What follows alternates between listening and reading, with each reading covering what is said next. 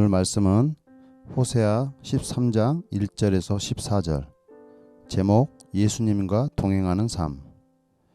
에브라임이 말을 하면 사람들이 떨었도다. 그가 이스라엘 중에서 자기를 높이더니 바알로 말미암아 범죄함으로 망하였거늘. 이제도 그들은 더욱 범죄하여 그 은으로 자기를 위하여 우상을 부어 만들되 자기의 정교함을 따라 우상을 만들었으며 그것은 다 은장색이 만든 것이거늘. 그들은 그것에 대하여 말하기를 제사를 드리는 자는 송아지와 입을 맞출 것이라 하도다. 이러므로 그들은 아침 구름 같으며 쉬 사라지는 이슬 같으며 타작마당에서 광풍에 날리는 쭉정이 같으며 굴뚝에서 나가는 연기 같으리라. 그러나 애굽 땅에 있을 때부터 나는 내 하나님 여호와라. 나밖에 내가 다른 신을 알지 말 것이라. 나 외에는 구원자가 없느니라. 내가 광야 마른 땅에서 너를 알았거늘. 그들이 먹여준 대로 배가 불렀고 배가 부르니 그들의 마음이 교만하여 이로 말미암아 나를 잊었느니라. 그러므로 내가 그들에게 사자 같고 길가에서 기다리는 표범 같으니라. 내가 새끼 잃은 곰같이 그들을 만나 그의 염통 거풀을 찢고 거기서 암사자같이 그들을 삼키리라. 들짐승이 그들을 찢으리라. 이스라엘아, 내가 패망하였나니 이는 너를 도와주는 나를 대적함이니라. 전에 내가 이르기를 내게 왕과 지도자들을 주소서 하였느니라. 내 모든 성읍에서 너를 구원할 자 곧 내 왕이 이제 어디 있으며 내 재판장들이 어디 있느냐. 내가 분노함으로 내게 왕을 주고 진노함으로 패하였노라. 에브라임의 불의가 봉합되었고 그 죄가 저장되었나니 해산하는 여인의 어려움이 그에게 임하리라. 그는 지혜 없는 자식이로다. 해산할 때가 되어도 그가 나오지 못하느니라. 내가 그들을 수월의 권세에서 속량하며 사망에서 구속하리니 사망아, 내 재앙이 어디 있느냐.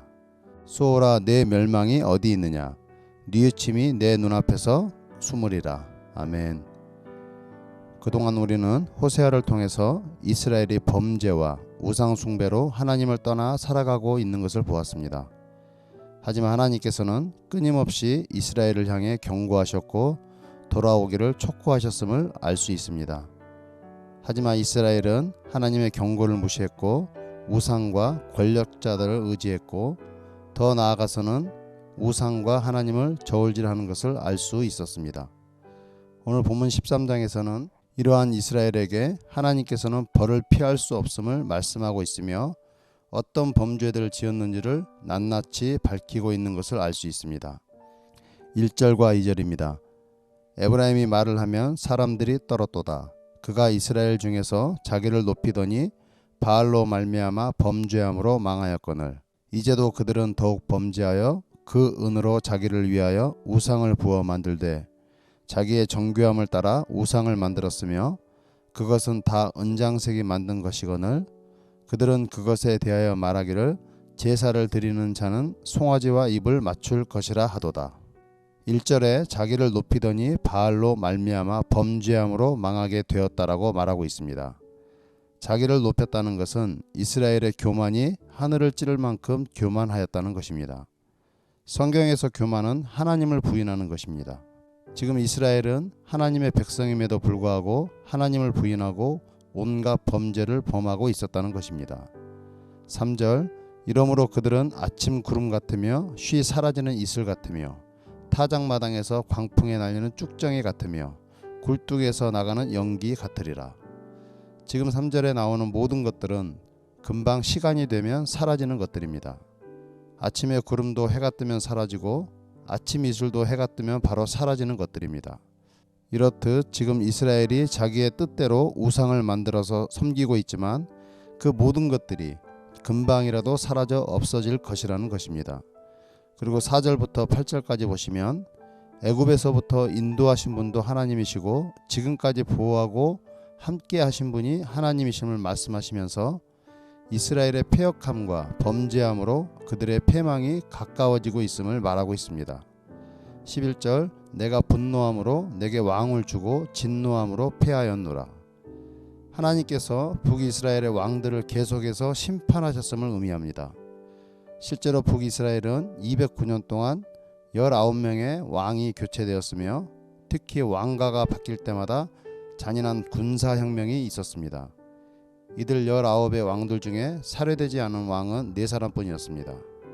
이렇게 하나님을 외면하며 살았던 북이스라엘은 군사혁명으로 몇 년에 한 번씩 왕이 교체되었다는 것을 알 수 있고 그만큼 그들의 삶은 안정된 삶이 아니었다는 것을 알 수 있습니다.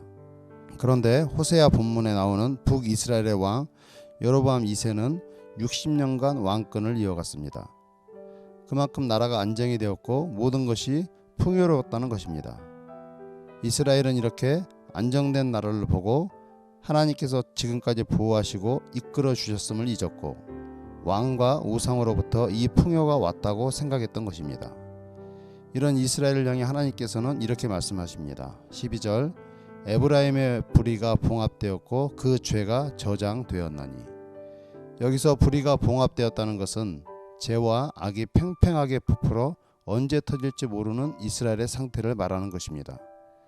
지금 이스라엘의 상태는 패망의 길이 가까이 왔음을 말하고 있는 것입니다. 이후 이스라엘은 아수르에게 70년간 포로 생활을 하게 됩니다. 하나님을 떠나 살았던 이스라엘은 이와 같이 희망이 없는, 가망이 전혀 보이지 않는 포로 생활을 하게 되는 것입니다. 사랑하는 성도 여러분, 하나님께 지으심을 받고 택함을 받은 자녀들은 하나님 뜻에 따라 살아가야 하는 것입니다. 하나님의 거룩한 자녀들은 하나님의 품을 떠나서는 살 수 없습니다. 하나님의 품을 떠나 산다는 것은 패망의 길로 가는 것이며 희망이 전혀 없는 길을 가고 있다는 것입니다. 우리 모두는 연약한 존재입니다. 우리의 힘으로 세상을 이길 수 있을 것 같지만 사실 우리에게는 세상을 이길 수 있는 힘이 전혀 없습니다. 우리가 세상에서 승리할 수 있는 길은 길이요 진리요 생명이신 예수님을 의지하며 살아가는 것입니다.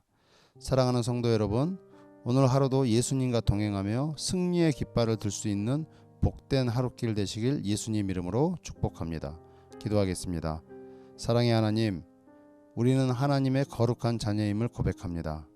우리가 세상에서 승리하며 살아갈 수 있는 길은 오직 예수님과 동행하는 삶인 것을 고백합니다.